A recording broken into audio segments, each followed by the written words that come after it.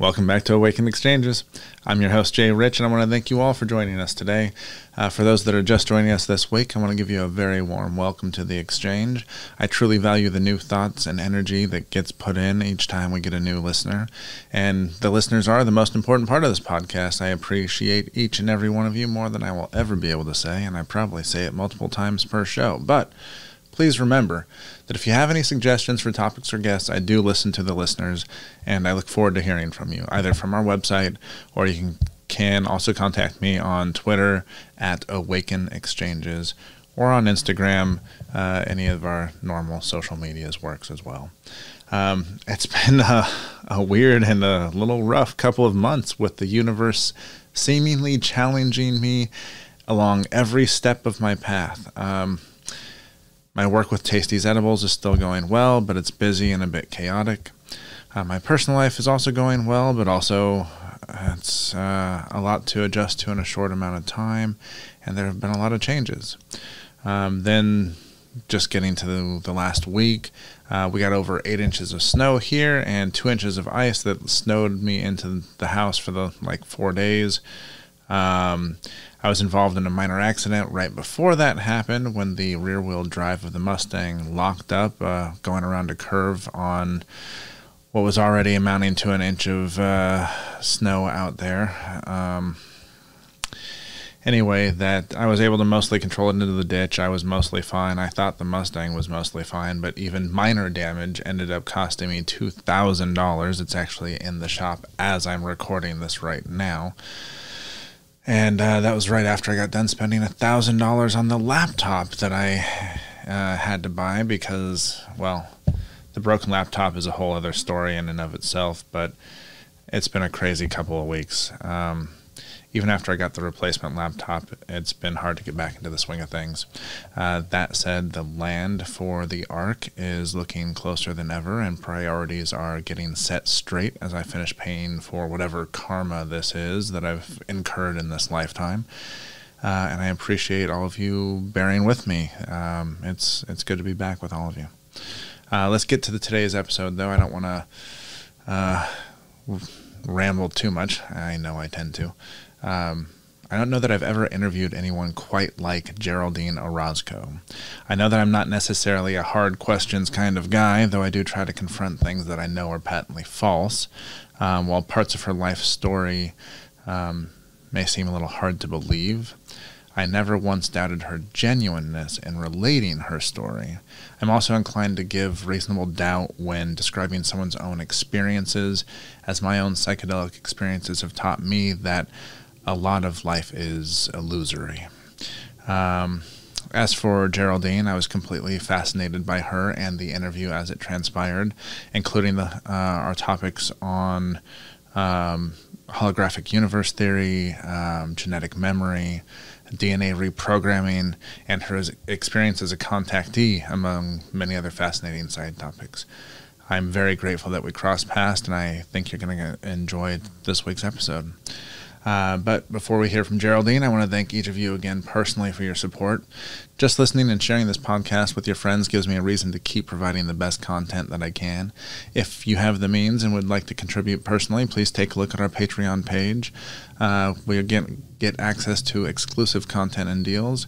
Your personal support there and at Awaken Vapes are pretty much the only means of funding this podcast, and I truly hope you all know how much I appreciate each and every one of you. Like I said, I'd probably say it again. As for our other sponsors, Awaken Vapes was the first of the Awaken brands and has been helping you modulate your high with CBD-only, high-terpene vape products since 2019. Magic Mind, a magical combination of ingredients designed to help you improve your energy, focus, and productivity. And Genesis Pharms is still making the highest quality medicinal RSO among many other fantastic products. And remember, if you enjoy this podcast, please follow us on Spotify, subscribe to us on YouTube, or follow us wherever else you're listening. And please leave us a 5-star review on Apple Podcasts. I know that every podcast says it, but that's because it really does help spread the word. You can also support us on Patreon or connect with us on the social media of your choice. We are at Awakened Exchanges on Facebook and Instagram, and at Awaken Exchanges on Twitter. All right, now, stay tuned, and thank you for listening to Awakened Exchanges.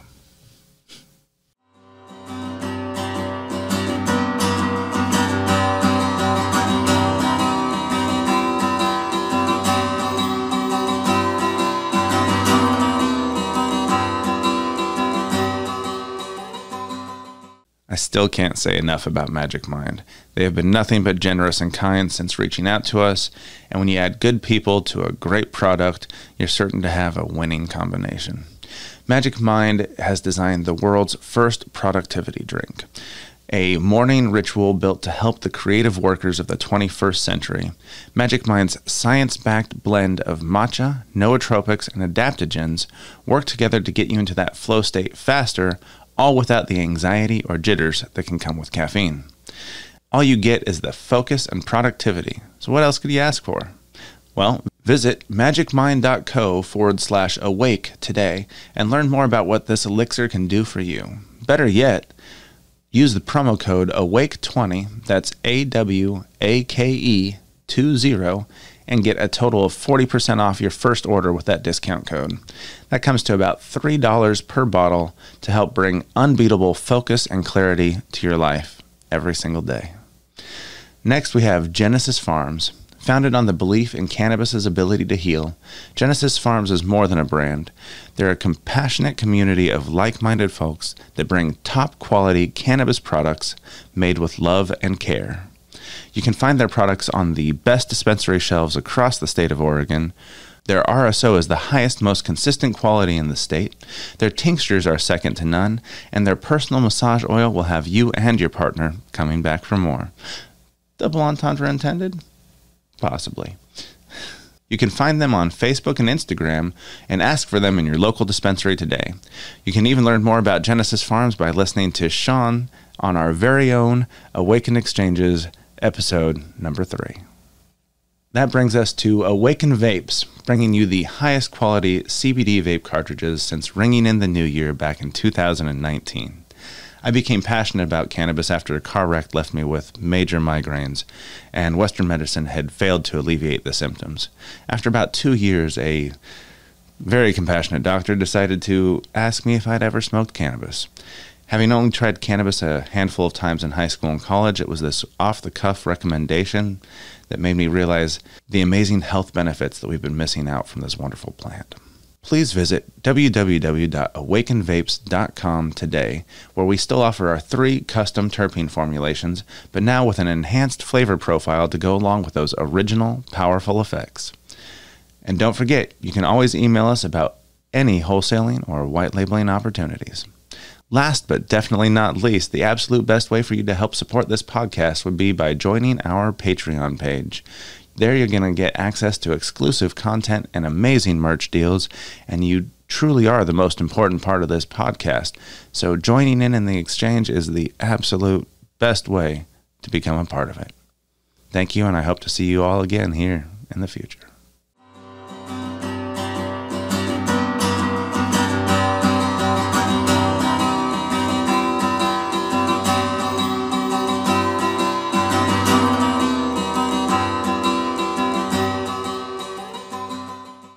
Welcome back to Awaken Exchanges. I'm your host, Jay Rich, and I'm very excited to be sharing this episode of The Exchange with Geraldine Orozco. She's a clinical hypnotherapist and the founder of Bay Area Meditation. Welcome, Geraldine. Hi, thank you so much for having me. It's such a pleasure to be here, John. It's a pleasure to have you. And I think there's going to be quite a few in our audience who are already at least a little familiar with you. But for those that aren't, would you mind telling them a little bit about yourself and what you do? Yeah, so I am a clinical hypnotherapist, and I am also a lifelong contactee. My journey began pretty early in teaching meditation groups and diving deep into the meditation practice, where I kind of discovered something that I now call DNA reprogramming, how to deprogram subconscious belief systems and matrix programming, in other words, in order to find that 0 point self. And as a result of this practice, many years and internal discovery, I experienced a very life-changing interdimensional experience, contact experience in 2013, in which I was introduced to hybrid children. And this is a interesting story we could talk about a little bit more. But as a result of that experience, it completely changed my paradigm, and I had an activation of psychic abilities. So it took me into a few years of learning how to navigate this psychic ability, how to read my multidimensional body, and how to work with that information for healing and, in other words, on the journey of enlightenment or knowledge and truth. So that's kind of a little summary of my work. It took me into studying hypnotherapy and consciousness and all kinds of topics that you and I are going to be talking about now. And I cannot believe how much you just fit into like a minute little blurb about yourself, because half of that just makes my mind want to explode and ask so many more questions. So you said 2013 was the experience. What led up to that? And can you tell us a little bit about the experience itself? Yeah, it's really interesting. I had been meditating. I had an event planning company, a very high-end event planning company, and I opened Bay Area Meditation and my event planning company at the same time in 2008 after I left the corporate world. And I basically started Bay Area Meditation just because I wanted to share the incredible benefits of meditation, both in my career, relationships, like everything, right? But in 2013, I really took a deep dive because a lot of really powerful events began to stir questions about, why do we have certain experiences that we have? What leads up to those experiences? What leads up to our perceived failure or expansion or success in our lives? Those questions. And also trying to understand what love was, not in a sense of romantic love, but actually a pure understanding of what love was, because I felt like I had not been familiar with that ever in my life up until that point. So as I began to dive into those questions, I went down a journey of deprogramming through my emotional body belief systems and understanding where those belief systems were inherited from. So parents, ancestral lineage, grandpa, grandma, going all the way down my lineage, I began to discover that they were rooted in very interesting, perhaps socially engineered, structured ways of thinking that our society is adapting to. And a lot of that is influenced by religion, politics, social structures, even culture, which is literally designed from the inside out. And so it wasn't until I went through that journey that I began to understand the psychology behind, why our society is where it's at today. But it was through that I began to reach to a point of uncovering perhaps the history of this kind of programming, social engineering. Why are we socially engineered in this way? What is the purpose of that? What would be the opposite of that? And it was at that point in my meditation that I was kind of diving deep, maybe about 9 hours a day, because I began to journey into these realms of information that I was able to access through meditation. And in 2013, in October, one night I went to bed regular, like every other night, and there all of a sudden I'm woken up by this incredibly bright light in my room, and I wait and I think it's going to go away. I live in a suburb, a super quiet neighborhood, and there isn't a lot of activity going on here. So when the light came into the room, it kind of scared me for a minute. I thought maybe there was some problem going on outside. So I waited for a little while for it to go, and I looked down at my phone, and my phone says 3:33 exactly on the dot. And that was the first time that I ever saw these consecutive numbers. So I climb out of bed and I walk over to my window, and my window was far away from where my bed was. And I'm looking out, and as I look out of the blind of the window, the light becomes even stronger. And all of a sudden, I'm feeling this incredibly powerful vibration and low rumbling sound, and my entire body begins to paralyze. And I am literally pulled from the inside of my window out into the top of my garage, onto the top of my garage, where I am met with these beings that begin to emerge from this bright light. And it's almost as if time stood still. There was no air, there was no sounds, nothing. It was like stillness, absolute stillness all around. And I looked around my street to see if there was anyone that would, notice such an incredibly event, and there was nothing. Yes, and so as these beings emerged from the light, one of them approached me, and these are tall 7-foot beings that look like, I guess, a way to describe it is kind of like an ant, but it's what we call a gray, right? So it's commonly known as a gray, which I learned later. But these incredible beings are like an exoskeleton type of body with gray skin, kind of soft around the belly, but kind of like a very textured gray skin, and very large eyes, giant skulls, larger at the top, like a bull. And, these eyes are just immense, and you can sense movement from them that is not, it's not vocal, it's telepathic communication, and you can sense them. And the intention from them was not something harmful in any way. It was very peaceful. In fact, in that moment, I was terrified.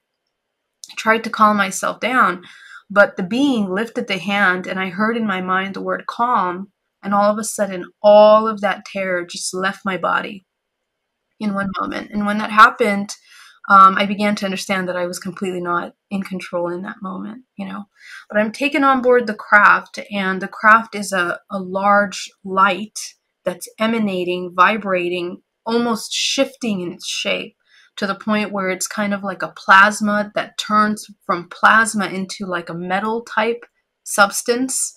And as I'm walking on board the craft is lenticular and round, and I am taken in the direction of the left. And as we walk down that hallway, they begin to produce these holograms. This craft is conscious. It's responding to not only me being there, but also the beings, and I can feel that. And as I'm brought into this hologram that they produce to kind of cover, I suppose, the actual rooms in which we're moving through in the craft, this hologram looks like green grass and a blue sky and these giant obtuse glass buildings, which I am meant to walk into. And as I'm walking into this building, I turn around and I see my aunt in her nightgown, half asleep, walking in the middle of two grays, passing directly in front of me. And when I see her, I was shocked, and I was calling out to her, and I was thinking, what is she doing here? And she leaves into the hologram. And as I'm feeling emotional again, they begin to shift the space. They remove the hologram, and they begin to present to me two grays inside of this room that kind of looks like what you would think of a control panel. There's a oval table with this incredibly complex, beautiful hologram of planets and numbers and measurements of some kind with, I guess, alien language of some sort. And it was just overwhelming. I mean, I'm not a person that watches sci-fi films, so to see that it was mind-blowing. And as I see the two grays in front of me, they're presenting to me a holographic prism. And this holographic prism has 8 layers to it. And every single one of those layers came out projections of information. The first layer was alien language, and they would pass this incredibly complex alien language directly in front of me. And I noticed that the less I would try to understand and make sense of the figures I was seeing, the more I would begin to have images in my mind. So even their language is telepathic. And the way that the communication is kind of in universes. They speak of the person in the time and space. Let's say the city, the town, the country, the planet that you're in, the galaxy. This is the way that and then the concept that they're trying to deliver. So it's just this incredible way of thinking.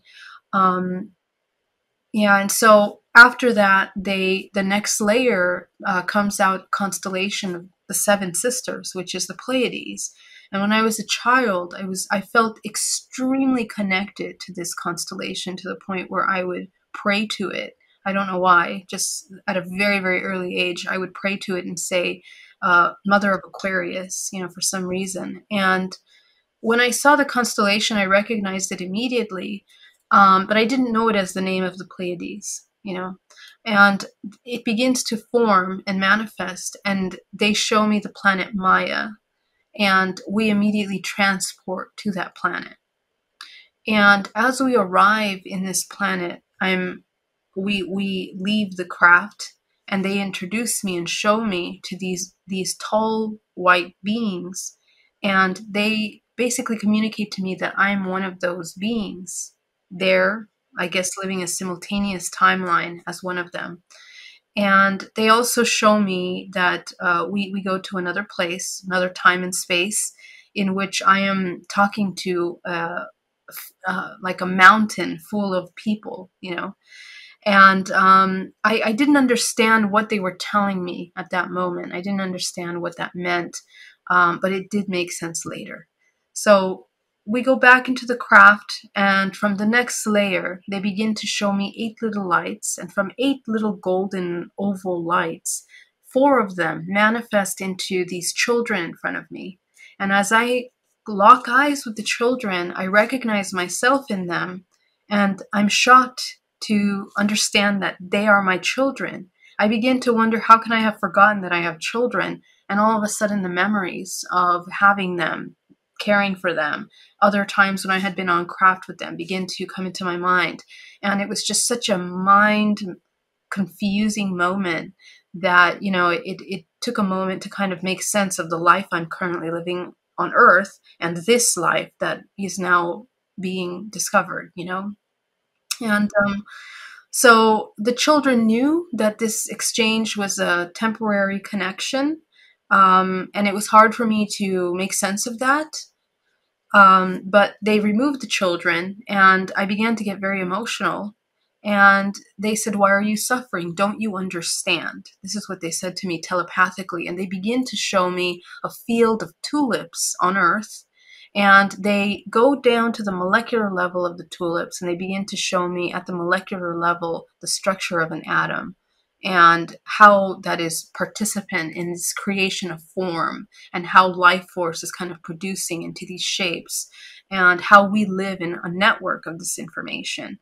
And then they show me humans and how there is a life force that is a different substance, more potent, that is, you know, inherent to the human body, which is, I guess, what we think of as soul. So they began to show me what I describe as the matrix, a holographic system of reality in which we live in. And I began to understand how everything is interconnected. And for the first time in my life, I felt this most incredible peace come over me, where I was aware of my human life and all of these simultaneous other aspects of myself that I was, you know, existing in. So I find myself at 6:15 laying upside down at the end of my bed, and I have burn marks here on my cheeks, and my feet are dirty from the experience, and my body feels like I got hit by a truck. And I sleep the entire day, I mean 24 hours, and I wake up and I share the story with my parents, and, you know, they're very supportive. They had also had contact experiences, which we hadn't talked about before. They had also had sightings. All kinds of stories started coming out. Family history for sure. Yes, yes. And there's more to that. There's so much more to that that's just mind-blowing. But this is a common thing with experiencers. And that's the thing, this reason why I tell the story in this way. Because, you know, what I experience is not unique at all. There are thousands of people around the world that have these kinds of similar experiences. And the interesting thing is that the activation of psychic abilities, which kind of I discovered the next day going into meditation with my clients, that I can see the entire multidimensional body. I was able to see their organs, how life force is moving, where there was stagnation, the layers of their body, things in different dimensional layers of them, information, Akashic information, ancestral, you know, it was just too much and too fast. To the point where I couldn't leave my house for 3 months because I couldn't even go grocery shopping. I couldn't be around people. I was too sensitive. I didn't know how to manage that kind of information yet. Too overwhelming when you were in a crowd. Yes, very much so. So I had to kind of train myself to learn how to use that gift. And that took several years. And in 2017, I finally decided to get a hypnotherapy in order to make sense of the information that I received there, information I was uncovering through my meditations, and in my own field. And that's when I started to download information on the origins of the human race, and DNA, holographic DNA, and why we are utilized for the hybridization program, essentially. So that's kind of a quick or a long story of how it happened. Yeah. No, that's I have only talked with one other person who claimed to be an experiencer, and I wasn't really sure what to think of it. You have always come off as so genuine and pure with what you're talking about that it's hard to put much doubt into that, especially as I have already delved fairly deep into the holographic universe theory myself, and I'd love to know more about what you see with that. What's the I know you also mentioned the torus field and how that's involved. I would love to get to know your thoughts. Yeah. Well, this is where I guess science meets spirituality. I think that the deeper you go down the spiritual path, you're going to meet the question of consciousness, right? And the deeper you go down the science path, again, you meet the question of consciousness. So this is the key right here, is to question, what is that consciousness? What is that life force that propels and pulls all these systems together, physical, non-physical, and how do we make sense of that? So, I mean, it's a very complex topic, but in terms of the universe and the structure of our reality, more and more science is surfacing about how we are more holographic physically. We are bioelectric. And the fact that down to the molecular level, the cellular level, there is a vibration that is creating this torus form in which energy seems to run and move in this self-similar pattern, not only at the very quantum level in our physical body, but also in the universe, structures, celestial bodies, galaxies. As above, so below. Exactly, these self-similar patterns. And I mean, the examples, there's thousands of examples that we could give about this, but in nature, when you look at nature, you begin to see these patterns, and they begin to show you how little we understand our own physical body. There's and even nature. I mean, there's so much that if we would study nature more closely, we would learn more about our own nature as well. But where this, I guess, super conscious events begin to emerge is really when we dive deep into that unseen network that ties all of these things together. And that is where we are interconnected. We humans are holographic in a sense where not only are our physical bodies holographic. I mean, we have things like phantom limb, right? We have a storage system of memory that is not just in the brain. It is actually the entire body that stores information, both emotional and data about the body. And the blueprint of all that information is essentially in our DNA, this code, the code from which emerges the form of the physical body, and the instruction manual that tells the body to grow the finger up until a certain point with certain instructions is residing inside something called a morphogenetic field. And this morphogenetic field is essentially the instruction manual of form and shape. And that plays along with the database of information that we hold within each one of our physical bodies. But all living organisms, abide by these same structures of law and form. So this is where you begin to understand that there is a network of intelligence that transcends beyond what we think is just the DNA, the protein writing DNA. And that's where things get really interesting, because this is important, and it's connected to ET contact in a way, because we begin to understand, the importance of this physical body. How much information are we storing? There are children that are born at a very early age with memories of past lives or simultaneous lives. I don't like to use the word past lives, simply because when we start talking about these things, time as a measure becomes very limited, and it doesn't function as linear as we might think. It's actually more like, again, this self-similar spherical type of structure. The math says that all of time happens simultaneously, and so we just don't comprehend that quite as, in our everyday lives. Absolutely, exactly.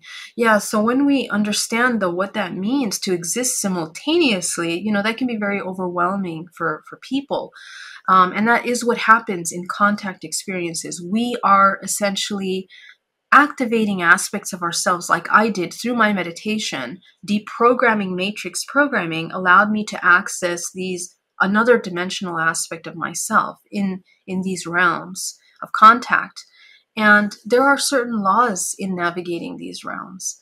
All of these experiences are also encoded in our DNA, and we cycle through them. In ET contact, a lot of contactees understand that their families are experiencers as well, and it's something that's been running down the family lineage. So grandma saw it, grandpa, great grandma, they have all been experiencing similar experiences, and I think that that's a very interesting phenomena, because it draws a picture in the unknown, in this realm, in this field of information, of data that seems to pass down. How do we pass down information? Through the mitochondria, right? Through the DNA. It's an aggregate copy of the before. We know this through epigenetics, that we pass down traumatic experiences. Let's say those of the Holocaust, for example, a very widely known example, that people that are descendants of survivors of the Holocaust are holding within them trauma. And usually they don't understand where that trauma is coming from. But when you look back, this pattern of inheritance is the same with these kinds of phenomena.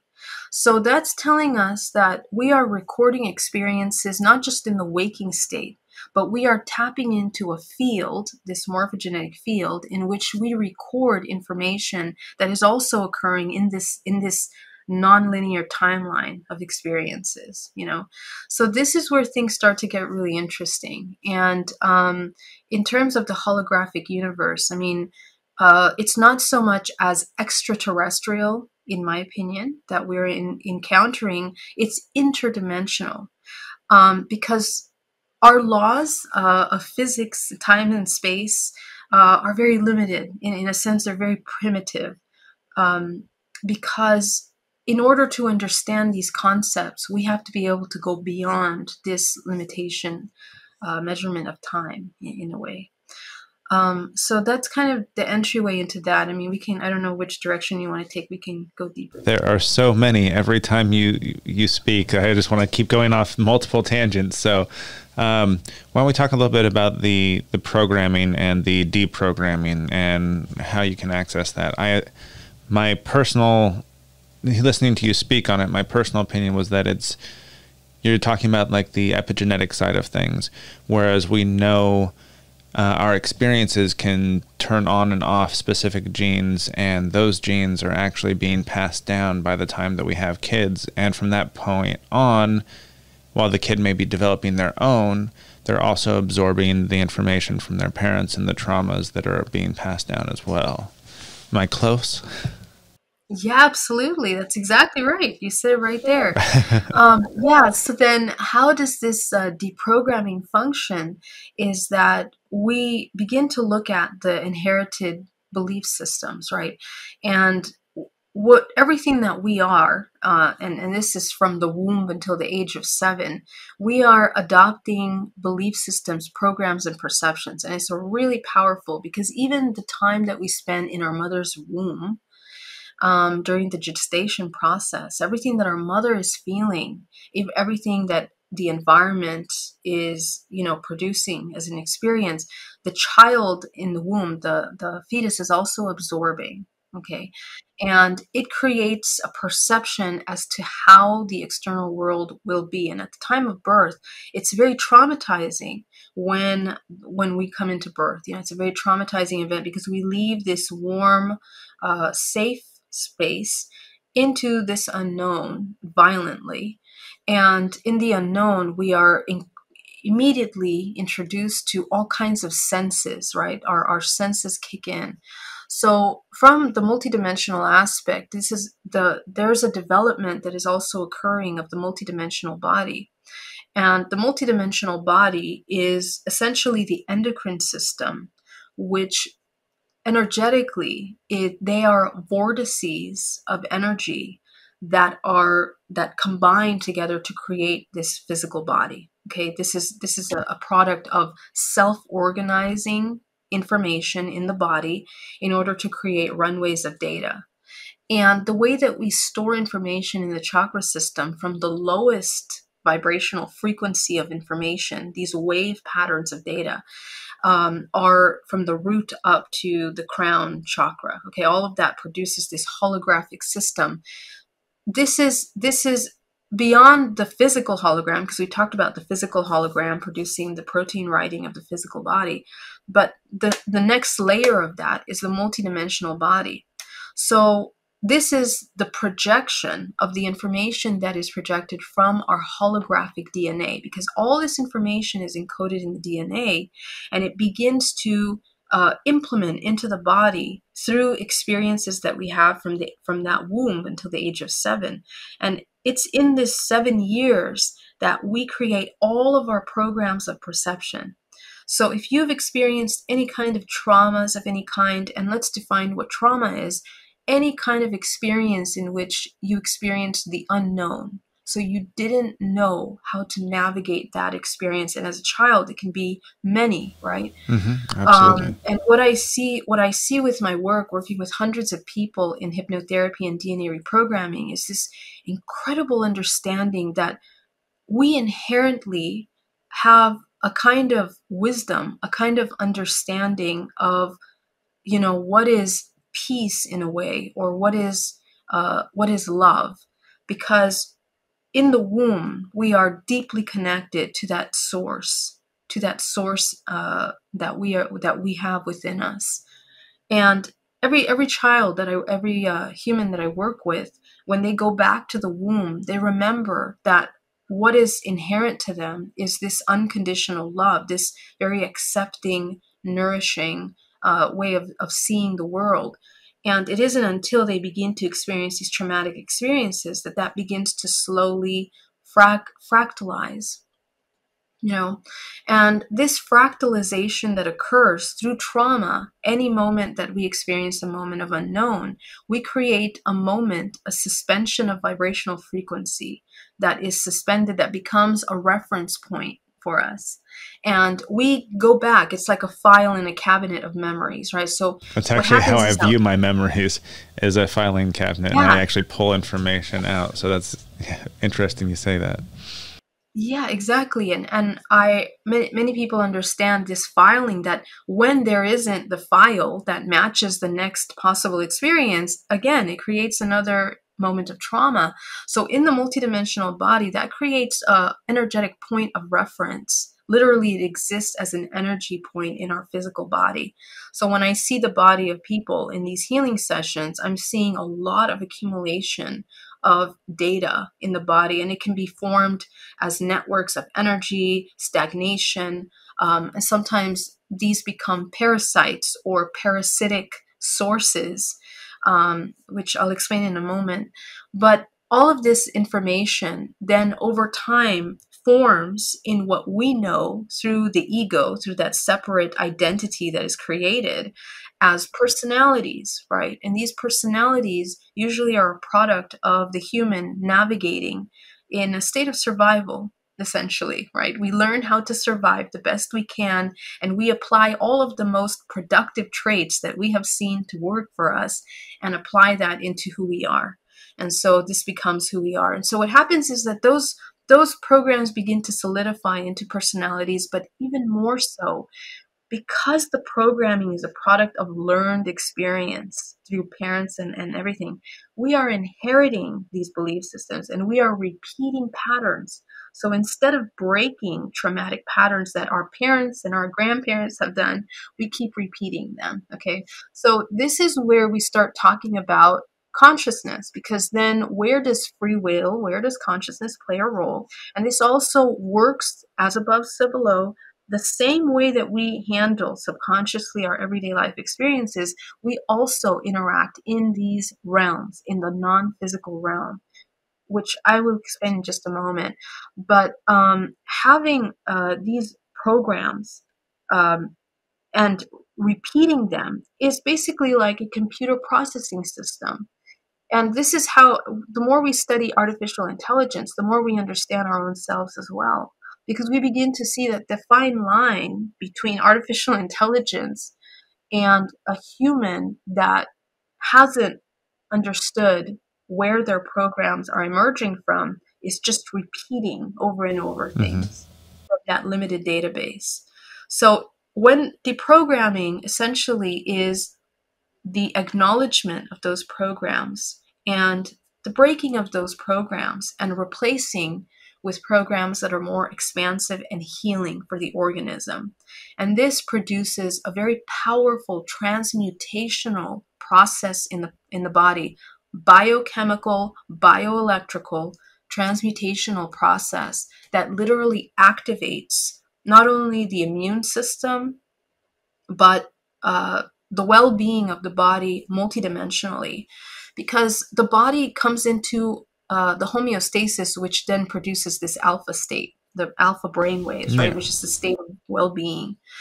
And what happens when we sustain that alpha state for a long amount of time, in dream time, we can begin to explore deeper levels of sleep, of brain waves. And what that does is that it begins to activate the pineal gland over time, as well as gray matter is growing in the brain through meditation. But these systems that are benefiting from this alpha state for a long time allows your ability to leave the body in dream time in a way that's very productive. And this is very interesting. The government has done many tests on this as well, particularly the aerospace department studying G-force, that when they would put their pilots in these G-force machines to test their ability to sustain that, they started to have people having out-of-body experiences. And then the faster that they would move them and rotate them in that G-force, they would start having near-death experiences where they would literally see their bodies coming out of the body and, being able to be present in this environment, in the room, and remembering that, and then coming back into the body as they resuscitate, right? So what that's telling us is that, again, in this instruction manual, there's a certain process to how we stay present and inhibit this physical body. We experience that, and that's been studied by many ancient cultures through history. Egyptians, Celtics, you name it, around the world have revered the study of death and the ability to navigate death. We experience these little deaths every night when we go to sleep. The body goes to sleep and we begin to navigate. So it's in these realms that we are actually having this kind of interdimensional contact, and we have access to these inherited groups of information. And in this case, I'm connecting the dots between the hybridization program and this understanding of how we function. Because now we're talking about a reproduction program, is in a sense a procreation program that is utilizing the life force of humans in order to create a third, and the mechanics of that are very complex. But essentially what we learn from deprogramming to contact is that there is a certain way to bring the body into its highest optimal function. And when we do that, the body begins to activate higher faculties. So telepathy, intuition, and many other things that have been highly revered even by secret government programs for a long time. I know that was one of the goals. I know MK Ultra was more mind control and things like that, and Exactly. those kind of programs never really go away. They just get renamed. Yes, exactly. In many ways. And the worst part about that, or perhaps the most interesting part, is that these programs were the base studies for deployment of mass social engineering. All of our marketing techniques are based on this very deep psychology study, right? In which is the foundation of everything that manipulates or makes people or drives people to follow trends on social medias, all these things that are kind of driving us forward. So we need to really take a really hard look at that and understand, do we have free will? Are we conscious? Are we aware of ourselves? Do we know why we do the things we do? That plays a huge role in our participation as humans. So. You said that in Edward Bernays, the name came to my head. Exactly. And there's a great episode of Stuff They Don't Want You to Know. If you listeners out there haven't listened to it, go look it up. It's a really good one to tell you about that marketing and how much they've really done in depth there. It's incredible. I know you were talking about these programs. Do you have a sense as to what the hybridization program is there for at this point?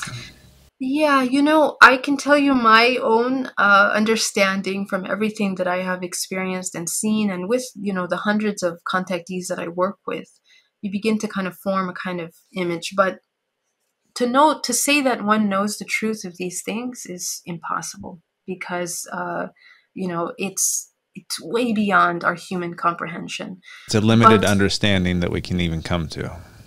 Exactly. Yeah. But to put it in a way that we can kind of begin to understand, where should I begin?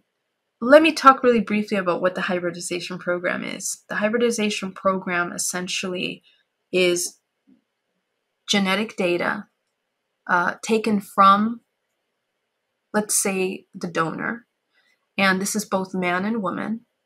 Either the eggs or the semen is collected, and creating hybridized organisms, combining human genetics with other interdimensional beings, or ETs, species, and creating hybrids that are a combination of that. It's a very chilling thought, but what we are actually combining is the core data that we were talking about, DNA, is a portal to accessing soul, life force. Encoded within every cell of the body is the ability to clone. We can literally clone a whole other person with, minimum information, and access the ability to anchor source life force and bring to life this other organism. This is really important, and this is what it really is about. Because when you create an organism that is holding this soul essence, our DNA is basically functioning like, you have to understand the mathematics behind DNA, but there's a certain geometry to DNA. Geometry to everything, these self-similar patterns of the golden ratio, which we see in everything, which creates these spiral forms. And this spiral form is the form in which our universe is also moving at. And we have that movement within our physical bodies. The chakra systems, our energetic system, the multidimensional body, the way energy flows in the body, and many other thousands of micro systems in our body that also function in this same way. So in a sense, this spiral movement essentially functions like a vortex or a black hole or a white hole, whether the energy is contractive or parasitic or expansive and co-creative. These are the two dualistic expressions in which we see in everything. But the organisms that are created are genetically modified to either be parasitic or co-creative. And this creates a range of hybridization programs from low frequency to high frequency. And the purpose of the children that are being created essentially is to sustain a holographic system, which is quite parasitic. And it really has to do with the nature of the timeline in which we exist here. Okay, so in Earth, we are participating in experiencing duality. Duality is one of the laws of this dimension. And in that, there is the contracting and expanding. So what is contracting is going to be parasitic. What is expanding is going to be creative. So we are kind of experiencing both sides. In order to sustain this kind of exchange, we have to sustain duality. So the organisms that are being created are distributed in this way in order to continue what we know as the reincarnation cycle. Okay, so for those of you that don't believe in the reincarnation cycle, I guess after studying many near-death experiences, also my own, you begin to understand that there is potentially another side to this death, and perhaps we are quite infinite, not just tied to this physical body. So it's important to understand that, because we also study how life force is cycling through lifestyles, through lifetimes. So the hybrids that are being created are utilizing all of the genetic data, including all the information that we talked about, passed down through the mitochondria, trauma, programming, everything, and combining that with these other species. And what do you find in that other genetic pools is access to other dimensional information. It plays a role in what we are, and we are actually a product of that genetic modification for centuries.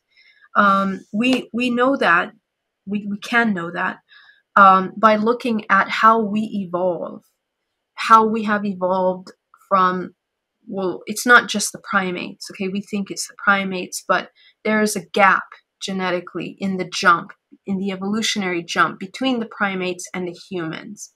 And in order to understand that gap, you need to understand how, genetics evolve. They don't just evolve like that over time. Even in the time that we think, which is thousands of years in between, we still cannot develop in that way. So the idea is that there is some kind of intervention which aids that jump and the development in the gene pool.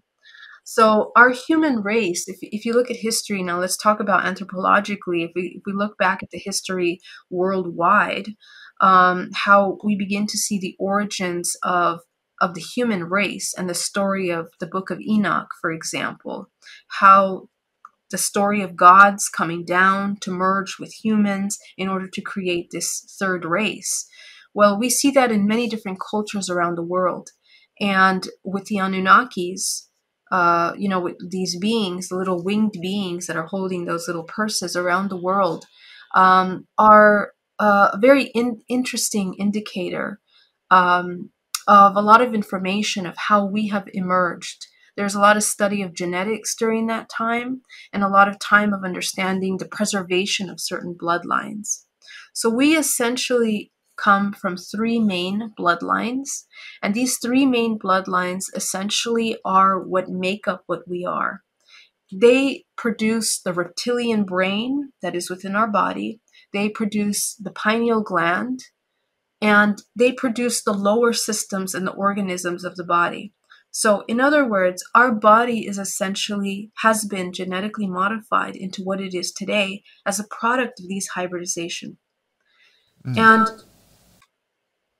I guess the question goes, well, for what's the purpose then? For what's the purpose that we were created?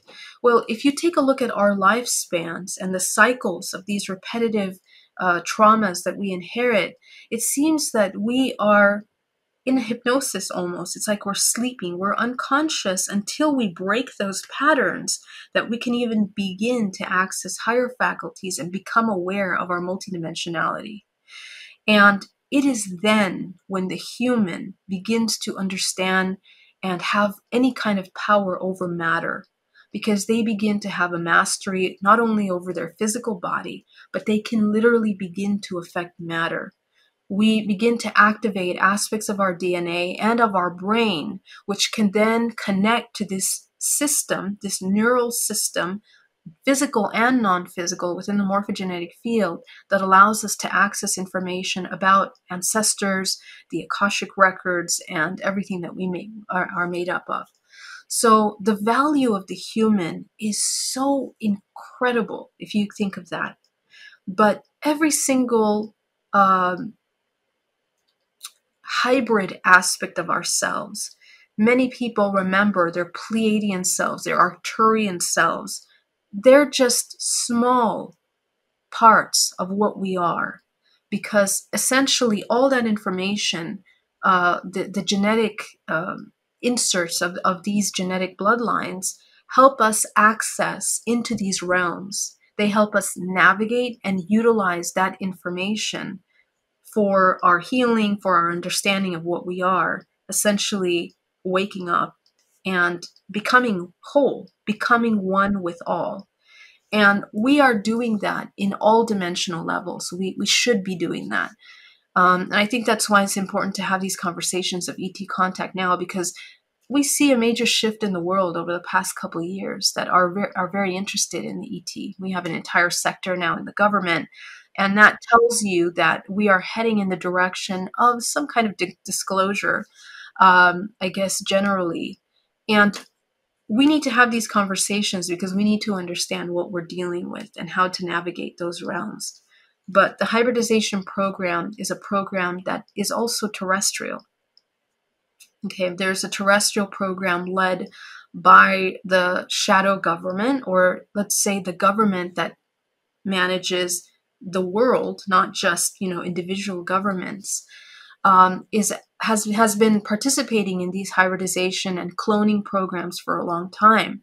And there are many people in these programs, such as MK Ultra and many other kinds of programs around the world, that have experienced this. There are whistleblowers from these kinds of programs.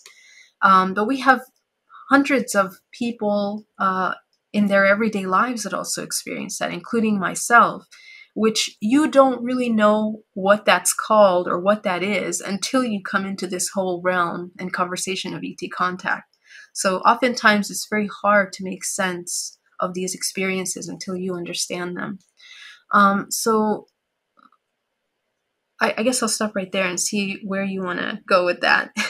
I know that one of the big things you were in recently was Extraordinary, The Seeding, and that was a documentary. I believe it's on Amazon right now. I know that was opening this conversation up and getting people to kind of talk about these experiences and what the programs are about and that kind of a thing. Is there more on that project or future projects coming up?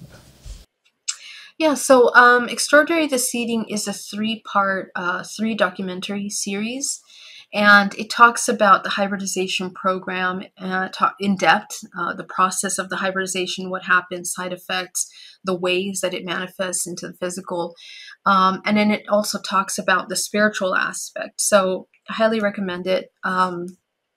I've also been participant in many other programs, including UFO Witness with Ben Hansen, which also went into the topic of hybridization, and took a lie detector test, actually, to see, whether this experience was just an emotional impact or, was there some other aspects to it.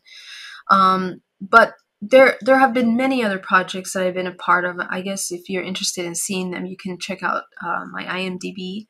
But I've worked with several people that have been experiencers trying to make sense of this contact experience as well. And I guess the purpose and the interesting thing about that, even a very popular show with Demi Lovato, which is a singer, she also explains her story as being an experiencer, participating in the hybridization program. And I mean, the actual show itself doesn't quite touch on the depth in-depth conversation that we had that was just mind-blowing about the ET contact experience. But she goes through that process of discovery. So what that's telling us is that this is coming into mainstream, and there's always a reason for that. And I think it's important to pay close attention to what the government is drip disclosing and what social media and the entertainment industry is doing with that information as well, because this is all participant of social engineering. We need to be mindful of that. But the other side of that is the preparation that each human can do, you and I, in understanding how to navigate interdimensional contact. Because the important thing is that humans have access into many dimensions constantly, whether it's ghosts, this kind of phenomena, these poltergeist type of experiences, all of these things are access into the unseen realm. And the more the human deprograms matrix programming and activates their higher faculties, the more they understand and have access to information that transcends anything that we've been taught in schools or is very easily available. Now, the program on Earth is about procreation. It's about creating children, right? Our families, the children that we have. And those children are the inheritance of our programs. So we have to be very mindful in parenting, in how we bring life into this world. There have been many, many ancient practices and techniques that have been hidden for many, many centuries about alchemical transmutation, alchemical sex practices. And the interesting thing about that is that when you study some of these very occult ancient literature about these practices, they were, the practice of sex was highly, highly a divine thing that the cultivation and the preservation of that sexual life force energy was really important in cultivating higher faculties, in activating the pineal gland, in activating your intuition and your sight and knowing, and higher way of love that is beyond the carnal, physical love or romantic love that is sold by Hollywood, which is meant to confuse us away from the pure love that is creative life force. So these techniques in the preservation of life force, when two individuals practice that and they have a child, the child is born with high memories of these simultaneous and past lifetimes. Their DNA is more activated and they have more access to these realms through their DNA. So the difference between a child that is brought through unconscious procreation is that the child is deeply programmed in that trauma state. So even for the way that we procreate on Earth, there is a way to procreate in a way that is more creative rather More than conscious. parasitic or unconscious. So this is I think the most powerful takeaway from the hybridization program, because even in these programs they design these procreation scenarios in a way that is very traumatic or in a way that's highly blissful, ecstasy loving, and that helps us understand the importance of what happens when we activate the body into its highest functioning. So yeah. Well, I know that we're getting close to the end here. I would think we could talk for hours and hours, and I would love to have you on again sometime. But I know that April, I believe, 21st through 23rd, you're going to be at the Portal to Ascension Conference in San Diego. Yes. I really want to invite everybody to join us. It's going to be an incredible, incredible program. And let me just grab one of these little flyers really quickly, just to show you here. So this is the conference. It's going to be in San Diego. We have these incredible speakers, J.J. Hurtak, Adam Apollo, Coraline Corey, Robert Edward Grant, Barbara Lamb, Lori Spagna, Sheila Seppi. I mean, so many people, Phil Gruber, Neil. It's going to be amazing. So yeah, if you're in San Diego and you want to check it out, get tickets right away. It's going to be amazing, and I hope you join us too, John. I actually think I will be there, so it'll be good to see you in person. So, what will you be talking about there? I'm going to be talking about holographic DNA and the mechanics of ascension. We're going to get really deep into what it means to be a human and how to access free will. So we'll talk about, like, how do you actually access free will? How do you procreate in a way that is productive and co-creative? So, I love it. Looking forward to hearing your talk. Any last words of wisdom before we go? No, it was such an honor to be here, John. And if I can leave anyone with anything, it's to remember yourself and to cultivate unconditional love, which means seeing all things as a part of yourself, and to remember that you are all and nothing simultaneously, not only in this dimension, but in all dimensions in which we encounter anything that we see. So I love it. That's a great way. Thank you very much for joining us. I hope you have a great rest of your day. Thank you so much. You too, John.